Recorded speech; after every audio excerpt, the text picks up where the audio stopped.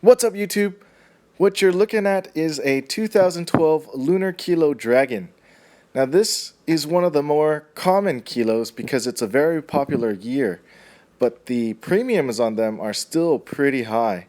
It's a beautiful kilo coin, but I didn't pay too much more than a kilo bar. When given the choice between a kilo bar and a coin, normally I'll opt for the bar unless it's not too much of a price difference. And in this case, it was about 50 bucks more than the bar. This next pickup is a 10-ounce vintage Engelhard loaf style bar with a pea cereal. Lately I've been on this little vintage run, and I did pay a little bit of a premium for this, but I really did want a vintage Engelhard bar, at least one. So the premium on this wasn't too high.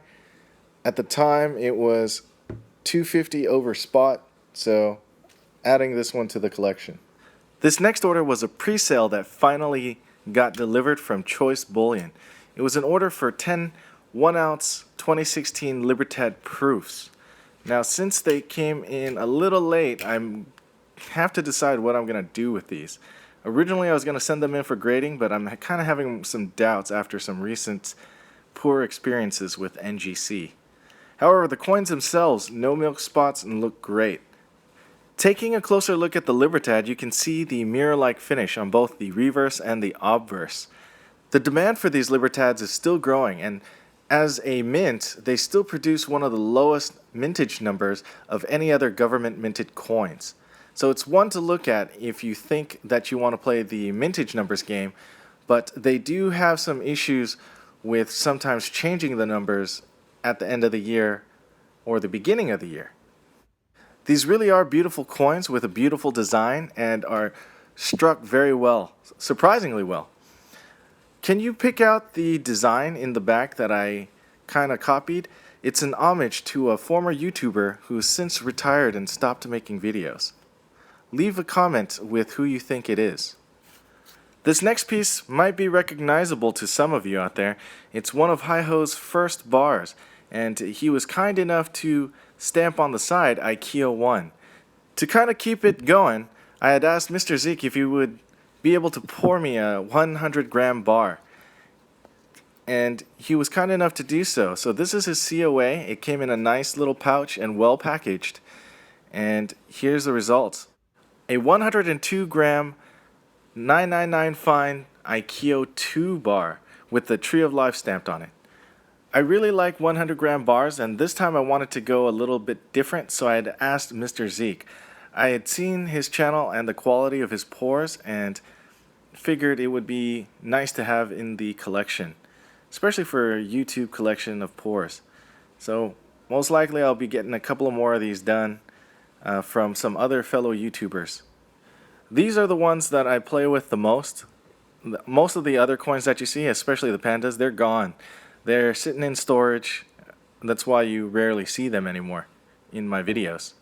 These custom pours, though, they stay on my desk on the daily, and when I'm bored, I'm just kind of looking at them, kind of playing with them.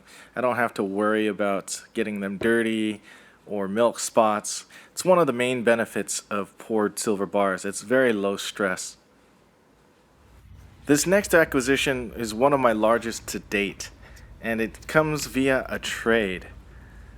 If you recall, I had shown a 2015 1-ounce Libertad. I ended up trading that Libertad for this piece. It's a 1-ounce Engelhard Australia chiclet, or ingot. I've only seen one of these out on YouTube land, and the only other person was OzCopper. I recommend checking out his channel. He has a lot of good content. He's from down under and not who I purchased this from. The guy I purchased this from actually had a couple of them, and also who I got the Kilo Dragon from. Here's a look at the chiclet next to a 1-ounce coin and also a Morgan to give you an idea of the size. It's tiny, surprisingly small. When I traded the Libertad for this, it didn't even seem like this was 1 ounce, but it did weigh out to 1 OZT, 1 troy ounce. And as mentioned, he did have an extra one. So one was traded and the other one I paid 5% over spot. I also paid 5% over spot for this half-ounce Perth mint round, which is also fairly rare and something you don't see very often. Up until now, I've been recycling the money already in my stack and just kind of moving some pieces around, getting rid of old pieces and replacing them. This is the first time I'm actually buying some new pieces and introducing them into the stack. This is why I think it's important to sell, or at least know how to, so that you can readjust your stack if you don't like certain things about it. In other cases, if you're perfectly fine with what you have, there's no problem with that. Stick with what you like and stick with what you know. In other cases, I graded some pieces that I really didn't like or I didn't want anymore, so I upgraded. Or I moved it to something that I think will do better. I don't think there's a right or wrong way to stack, but I do think there's a right or wrong time to pay premiums. And sometimes I'm right, sometimes I'm wrong, but ultimately if you've done your homework and you're prepared for it, then you're making an educated decision, and that's the best thing that you can do. What I'm finding is if you're patient, you can get the best case scenario where you can get the premium very close to spot and ultimately keep that premium in your pocket or just available built-in equity. For the straight stacker guys, there's no downside protection, but you get increased weight. For the numismatic guys, spot doesn't really matter, but it's more difficult to sell. So it's always a yin-yang, there's always a certain type of balance. It's up to you, the buyer, to decide what fits your needs. For me, it basically boils down to take your time, do your homework, save up, and fire when ready. If you like, please comment, like, and subscribe.